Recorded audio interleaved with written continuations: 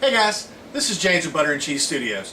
I asked Javen if she would mind if I put a video on her channel, and she agreed to let me do it. I decided I was going to make a video about escape rooms. More specifically, escape rooms in a box. For those of y'all that don't know what an escape room is, basically you get locked into a room.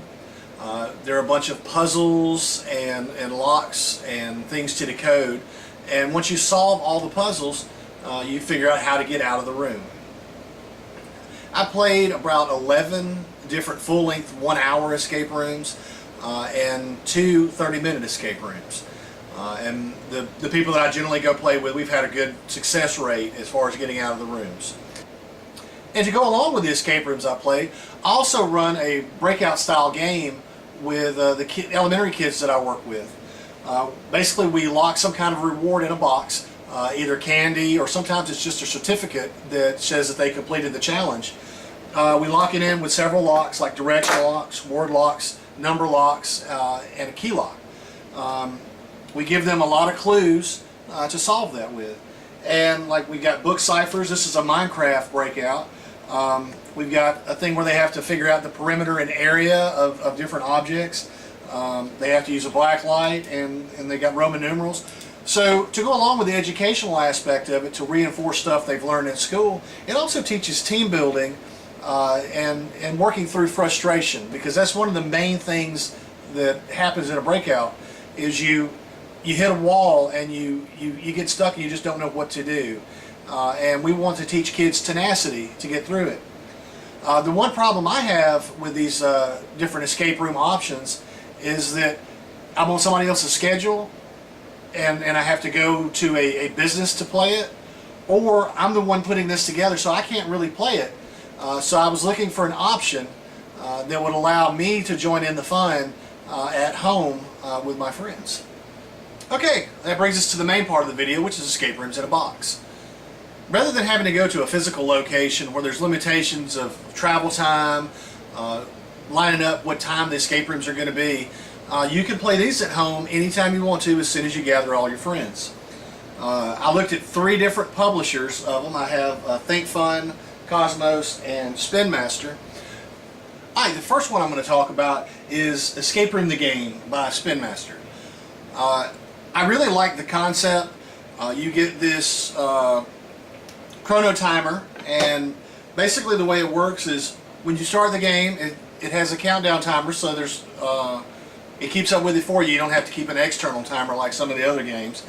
And this actually serves multiple purposes. The main problem with an escape room in a box is trying to figure out whether you've actually solved the puzzle or not. The way you determine whether you've solved the puzzle is to actually put these little keys in here, and if you get them all lined up the way they're supposed to be, you'd hear a success sign and you'd get to go to the next puzzle. If you don't, then you hear a buzzer that tells you you're wrong, and you get to keep trying. And the way these keys work is there's different things on them. You've got shapes, you've got letters, you've got arrows, you've got numbers on them. And so if you've come up with a clue that you think's right, be it letters or numbers or whatever, you just put them down through here. Also, it actually has some different types of ciphers on it to help you decode some of the problems in the game. It's got a pigpen cipher, a grid cipher, Morse code, and a gear cipher on this side. So I really like that. The first 2 games, it actually includes 4 different scenarios in it. You got Prison Break, Virus, Nuclear Countdown, and Temple of the Aztec. The first 2 scenarios I enjoyed. The main thing about an escape room is I don't necessarily have to escape the room, but I feel that the escape room has to be fair. If I don't escape and then I look at the puzzles and it's like, okay, I see how that worked, I'm okay with not getting out. The first 2 of these I completely felt were fair. I didn't necessarily get out of them, but the last 2 it had stuff in it that I just didn't didn't believe was fair, because one of them was just so out there that I don't think anybody would really put that together without a clue. And speaking of clues, the way it works is you start with part one of the scenario and you open it up and you get different things out of it. You end up with more things to open. Some of the stuff you actually have to tear or write on, which isn't a problem because they actually let you go to their website and print it out. But you get to these hint cards, and each scenario has their own hint cards. And you may have heard just a second ago that it made a tone. And the way they do it is there's actually a time written on the back of these cards. So you're not supposed to use that card until you pass that point in the game. So you're supposed to struggle with it a while, which keeps people from using too many clues too quickly. The clues are on the back. It's written in blue with a red overlay, and you actually have to put them in the little red decoder thing to read it.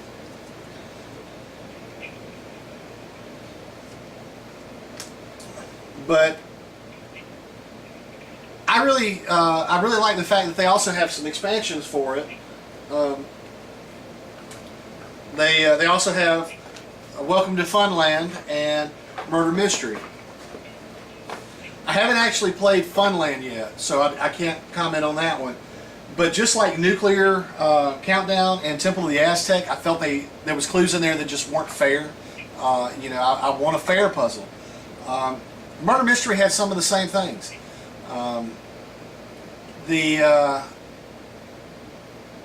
don't remember the exact clue, but it was just like that's not fair, and I had to actually on this one and Nuclear, I actually had to look online to find they put a walkthrough guide so that you can go back and read and make sure you solved everything the way they wanted you to. But I actually had to go to that guide just to get us to the clue, because it didn't actually give me the answer to push through it, and I just don't feel that's fair. Alright, and that brings us to Exit the Game by Cosmos. This is the Pharaoh's Tomb. They actually have several different scenarios, but you only buy one scenario per box, where the other one you actually got 4 scenarios in the original box. This one had a different way of figuring out whether you got the right clue or not. It's more card based, and you actually split up the clue cards from the riddle cards and solution cards. And the way it works is you'll have a stack of help cards, a stack of riddle, and a stack of solutions.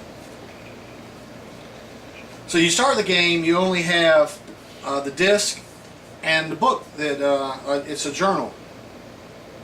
And reading it, you decode it, you figure out what the first clue is. You take the wheel and you line up all of the symbols that you find out. There's always going to be 4 symbols. And it gives you a number. And there's a little cutout that it gives you one card. You go through the deck, you find that solution card, and then it tells you whether it's right or not. If it's right, it gives you a check so that you're not just lucking up and getting it. You check it, and then it gives you another. It tells you what riddle cards to get. So then you go through the riddle cards. They all have letters on the back of them, and it'll tell you get letter L and Z, and you pull those clues out, and then it tells you. It gives you more information, and using the new information you've got and the book, you solve that. If you get stuck, they do have help cards, as long as you know which clue you're working on. And that's my big complaint with this. There were several points that I felt it was unfair because it didn't feel like I had all the information I needed, and then when I looked it up in the help cards, I wasn't even looking at the right solution. It's very hard to figure out which help cards, which riddle you're on. And then there was actually 2 points where I just felt it was entirely unfair, and I bet nobody has actually solved that part of the puzzle without looking up at the help cards. Once I did, and it just ruined the game for me when I looked it up, and I was like, there's no way I would have figured that out on my own. Like I said, I want a puzzle to be fair, where not necessarily an average person could get it, but I could go, oh, I can see how that would be. Not, oh, there happened to be a little bitty, almost invisible thing that I wasn't seeing. You know, when it could have easily been just a printed thing in there, and it would have still been just as hard. But I am gonna give them another shot, and buy another game. These are like 15 bucks, so they're not bad, but it's a one and done again. So what I may do is pack this up and give it to a friend, but at the same time, the stuff this one actually had me destroying, I can't print out another one. So that might make it easier for the next person coming in. I don't know if they would actually have gotten, I had to use a help card to find out what I was supposed to destroy. And this brings me to my absolute favorite of the bunch. The Escape the Room box by Think Fun. Right now they have 2 scenarios, and I know they're coming out with another one. One is Mystery at the Stargazer's Manor, and the other is Secret of Dr. Gravely's Retreat. And these are the first ones that I actually got. They have a system similar to the Exit the Game, where it has a dial, and when you figure out what puzzle you're working on, you have 4 different shapes to line up, and if the shape lines up and you see the same symbol repeated twice in the cutouts, then that means you've solved the puzzle correctly.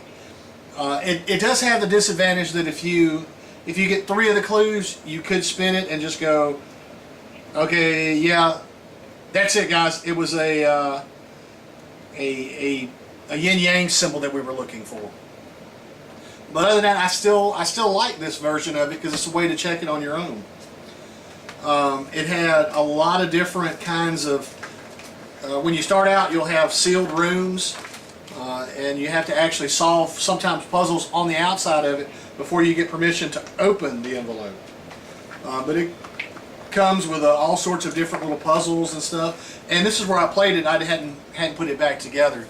You can actually repackage everything, and you can give it to a friend and allow them to play the game. But yeah, I felt this of all the games that I played. The first 2 of Escape the Room, like I said, felt fair. Both of these felt fair. There's a lot of attention to detail that go into it. I really enjoyed these. Now this one doesn't have a way to get hints available in the box, but they do have access to a website that allows you to get some hints to get you through the puzzles. These are definitely my favorite of the bunch.